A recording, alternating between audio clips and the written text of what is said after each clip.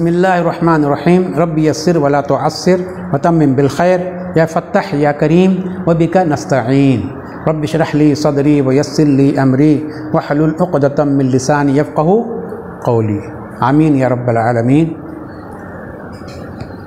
तो हम अब आज पढ़ेंगे क़ुदूरी हम पढ़ रहे हैं जो कि जमाते अरबी सुवम की है।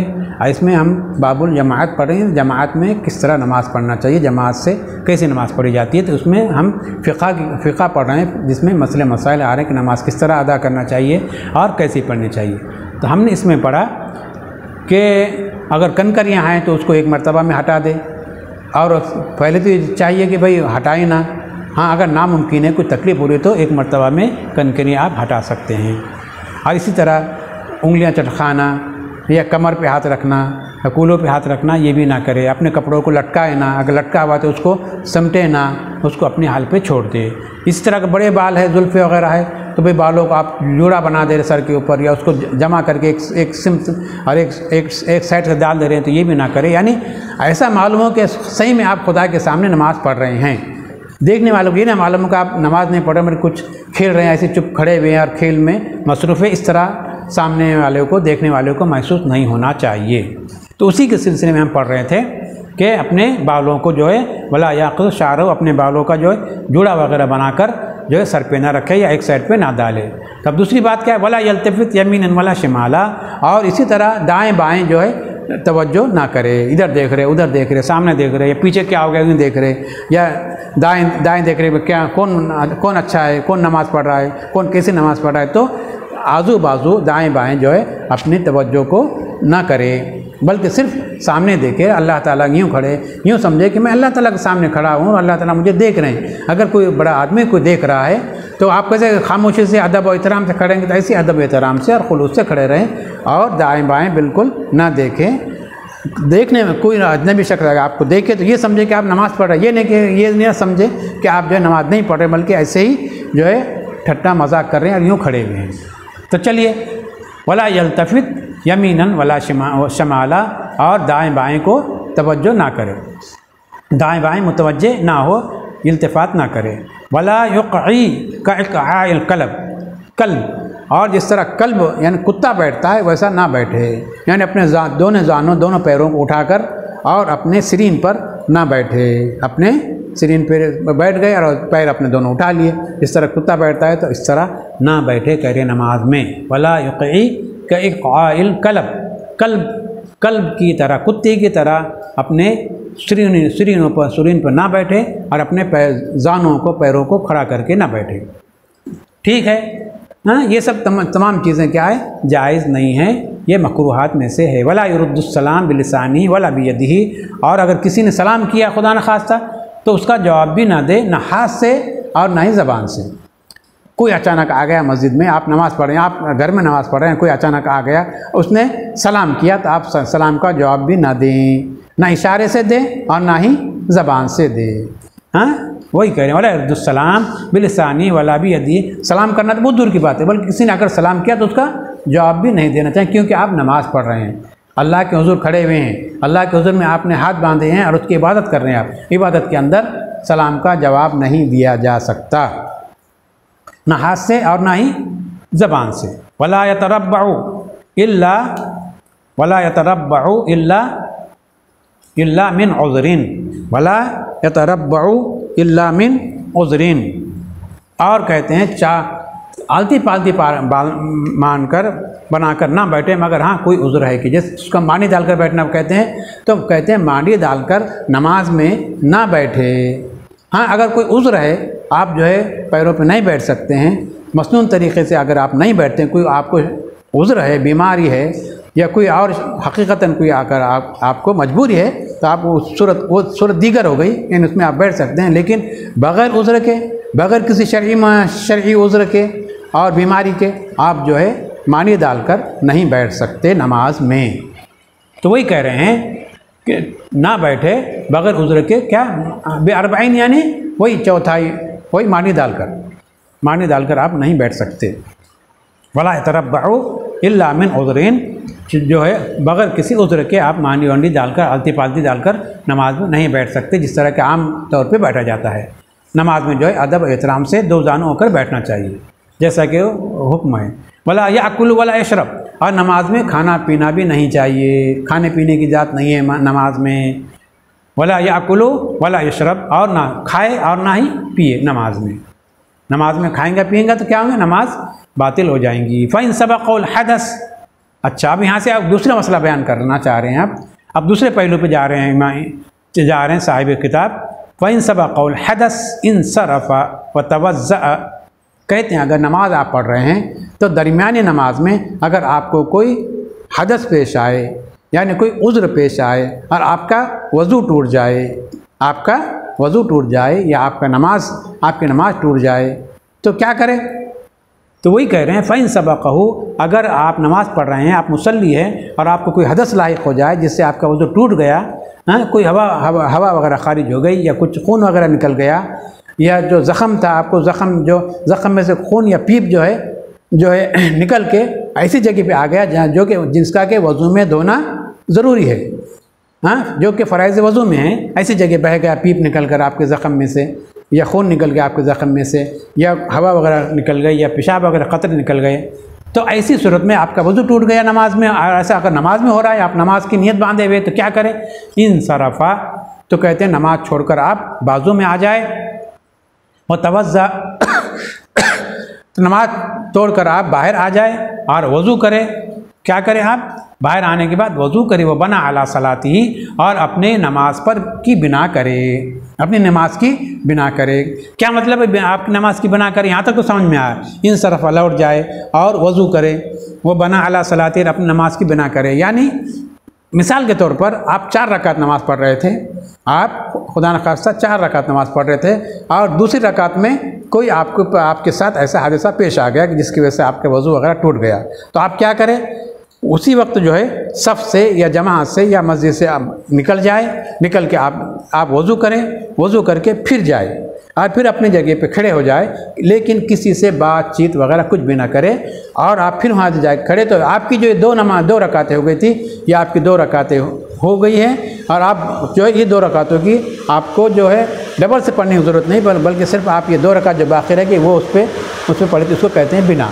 यानी पहले की 2 रकातें जो है आपकी उसी के ऊपर डिपेंड हो जाएंगी, उसी में शामिल हो जाएंगी, आपको 2 रकातें दोहराने की ज़रूरत नहीं। इसको ना अला सला।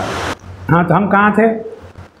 अला सला तवज़्ज़ा बना अला सलाती ही, तो अपने नमाज पे क्या करे? बिना करे। यानी वो आधी नमाज जो उसकी हो चुकी थी इससे पहले, उसको दोहराने की ज़रूरत नहीं, उसी के ऊपर उसी के साथ जो है बाकी की नमाज़ें पूरी करे, बाकी की नमाज़ें वैसे ही पूरी करे, और इससे पहले की नमाज उसकी हो गई, उसको दोहराने की ज़रूरत नहीं, इसको कहते हैं बिना।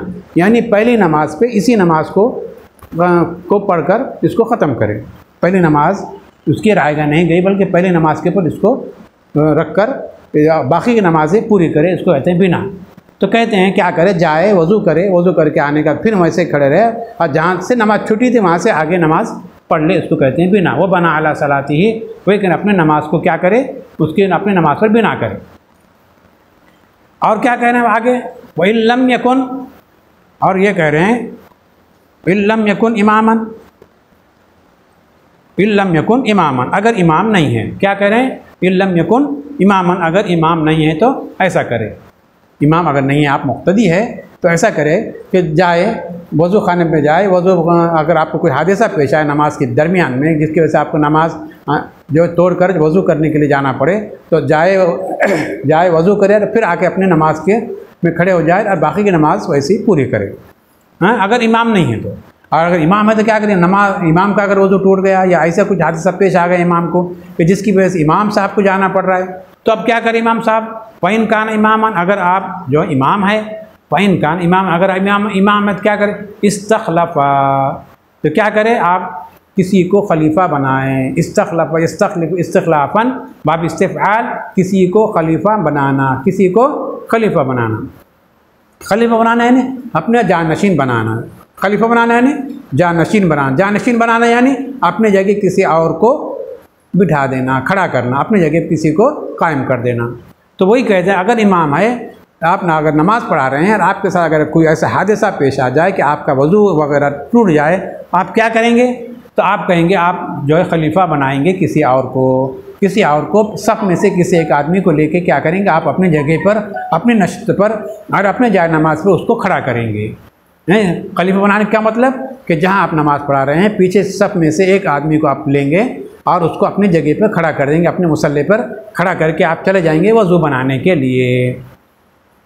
कहें फ़इन काना इमामन, अगर इमाम है इस्तखलफ़ा तो किसी को खलीफा बनाए, और तवज़्ज़अ और आप जाके जो है वज़ू कर ले, और बना अला सलातिही और अपने नमाज की पर क्या करे, अपनी नमाज को पूरी करे, अपनी नमाज को क्या करे, पूरी करे। मालम यतकल्लम, कब तक, जब तक कि आपने कोई गुफ्तगू वगैरह ना की हो। लेकिन इसके दरमियान शर्त यह है कि जब आप वज़ू के लिए जाएँ तो किसी से बात ना करें, क्योंकि आप जब वज़ू को जा रहे हैं ना, दरअसल ये आप गोया आप नमाज के बाहर नहीं, आप नमाज ही में हैं।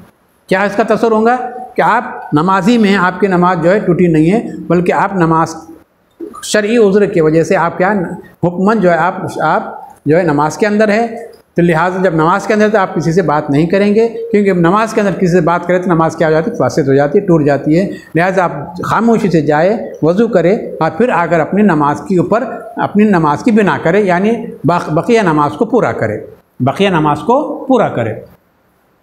तो वही कह रहे हैं तवज़्ज़अ व बना अला सलातिही मा लम यतकल्लम, जब तक कि आप इसके दरमियान आपको किसी से कोई गुफ्तगू नहीं करना है, कोई गुफ्तगू न, बशर्ते कि आप किसी से कोई गुफ्तगू ना करें, किसी से कोई गुफ्तगू ना करें। वल इस्तिनाफ़ु अफ़ज़ल, लेकिन कह रहे हैं अगर ऐसा है तो नमाज को लौटाना अफ़ज़ल है, नमाज को लौटाना क्या है, अफ़ज़ल इल्लम यकुन इमाम, तो नमाज को लौटाना क्या है, अफ़ज़ल है कह रहे हैं। अगर ऐसी सूरत में आप अगर नमाज को लौटा रहे हैं तो ये अफ़ज़ल तरीक़ा है कि आप नमाज को लौटा दें। समझ में आ रहा? वल इस्तिनाफ़ु अफ़ज़ल, और इस्तिनाफ़ यानी नमाज को पूरी तरह लौटा देना क्या है, अफ़ज़ल है। आ रहा समझ में? चलिए, इमाम है तो ज़ाहिर है कि उसको अपना खलीफा बनाना पड़ेगा ताकि खलीफा मुक़्तदियों को नमाज़ पढ़ाए, ताकि वो खलीफा क्या करे, नमाज मुक़्तदियों को नमाज़ पढ़ाए और असली इमाम वज़ू करके नमाज पर बिना कर ले, नमाज पर बिना कर ले। खलीफा बनाने के लिए हदीस में इसका ज़िक्र आया है, हज़रत आयशा की एक हदीस है, हाँ क्या, फ़क़ुल्तु लहा अला तहद्दिसीनी अन मर्ज़ रसूलुल्लाह सल्लल्लाहु अलैहि वसल्लम, कि किसी ने आपसे पूछा कि क्या आप जो अल्लाह के रसूल सल्लल्लाहु अलैहि वसल्लम क्या है कि बीमारी के वक्त जो आप कैसे नमाज़ पढ़ा करते हो। कान अबू बकर युसल्ली हुवा क़ाइमुन बिसलातिन नबी, और जबकि अबू बकर रज़ियल्लाहु अन्हु नमाज़ पढ़ा करते थे और वो कायम होते थे अल्लाह के नबी के नमाज़ पर। वन्नासु युसल्लूना बिसलाति अबी बकर, और लोग जो है अबू बकर की नमाज के पीछे नमाज़ पढ़ा करते थे। तो खैर ये हदीस है, हदीस से सब ये साबित है, सब हदीस उसमें मरवी है। तो कह रहे हैं इस्तिनाफ़ क्या है, अफ़ज़ल है। वल इस्तिनाफ़ु अफ़ज़लुन व इल्लम व इन नामा। अब दूसरा मसला, यहाँ से एक दूसरा मसला शुरू हो रहा है, एक दूसरा मसला जो है शुरू हो रहा है। कह रहे हैं नमाज़ पढ़ रहे हैं आप, मुक़्तदी इमाम साहब जो नमाज़ पढ़ा रहे हैं, हाँ क़िरात कर रहे हैं इमाम साहब, और कोई साहब जो है हमारे आपके जैसा कोई साहब जो है नमाज में हाथ बंधे हुए है, नमाज में शरीक है, और क्या हो गए, सो गए, नींद लग गई। क्या हो गए, नींद लग गई, सो गए। तो अब ऐसे इसमें क्या करें, कह रहे हैं अच्छा नींद लग गई, नींद में क्या हो गया, उनको एहतलाम हो गया। तब क्या करेंगे, कहते हैं अगर वो इन नामा, अगर कोई मुक़्तदी सो जाए, कोई शख्स सो जाए नमाज में और उसको एहतलाम हो जाए, और जुन्ना या उसके ऊपर वो मजनून हो जाए, पागल हो जाए, और उग़्मे अलैहि उसके ऊपर कोई बेहोशी तारी हो जाए, नमाज के दरमियान गिर पड़े या बेहोशी तारी हो जाए उसके ऊपर, और कहा या इसने इतने ज़ोर से कहा लगा, इतने ज़ोर से हंसा नमाज में, कुछ ऐसा उसको याद आ गया, या ऐसा कुछ उसने ख्वाब में देखा और उसने उसकी वजह से ये उसको ये समझ में नहीं आया कि मैं नमाज में हूँ, और उसने ज़ोर से कहा लगा दिया। और कहा या उसने ज़ोर से कहा कहते हैं ऐसी हंसी जिसकी कि आवाज़ आए, जिसकी आवाज़ सुनाई दे, उसको कहते हैं कहा। और अगर आवाज़ नहीं सुनाई दे तो उसको कहते हैं तबस्सुम। अगर हंसने की आवाज़ नहीं आई तो उसको तबस्सुम कहते हैं, और अगर हंसने की आवाज़ आजू बाजू वाले सुन ले, इतने ज़ोर से हंस रहा, तो उसको कहा कहते हैं। तो आपके मालूम है कहा लगाने से नमाज क्या हो जाती है, फासिद हो जाती है। तो कहते हैं ये चार चीज़ें बयान करें, एहतलाम हो जाए, या वो मजनून हो जाए, या उसके ऊपर बेहोशी तारी हो जाए, या कोई कहा लगाए। तो इन चारों सूरतों में इस्तानफल वज़ू व सलात, तो कहते हैं उसको वज़ू भी दोबारा करना पड़ेगा जाकर, या नमाज भी दोबारा पढ़ना पड़ेगा। अब इस नमाज ऐसी सूरत में वो जो है उसको इस्तिनाफ़ करना पड़ेगा, और उसको फिर बिना नहीं कर सकते। एक होती है बिना और एक होता है इस्तेनाफ। ऊपर आ गया बिना और यहाँ आ रहा है इस्तेनाफ। इस्तेनाफ यानी असर नौ नमाज पढ़ना, असर नौ किसी चीज़ को शुरू करना, असर नौ किसी चीज़ को फिर से शुरू करना। और बिना कहते हैं असर नौ शुरू नहीं करा, बल्कि जहाँ तक हुए उसके आगे, जहाँ तक कोई चीज़ हुई उसके आगे जो आप अदा करेंगे या जो जाएंगे तो उसको कहेंगे आप बिना। और अगर फिर से शुरू करना है, आप आधे तक आ गए और आधे के बाद आप कोई चीज़ उज़्र पेश आया तो आपको इस्तेनाफ करना पड़ेगा। नहीं, वो जो दो गुजरे में आपके आधे जो गुजरा हुआ है आधे को भी आपको रिपीट करना पड़ेगा, उसको फिर से दोबारा करना पड़ेगा। व आखिर दावाना अनिल हम्दुलिल्लाहि रब्बिल आलमीन। यहीं आज हमारा सबक ख़त्म होता है।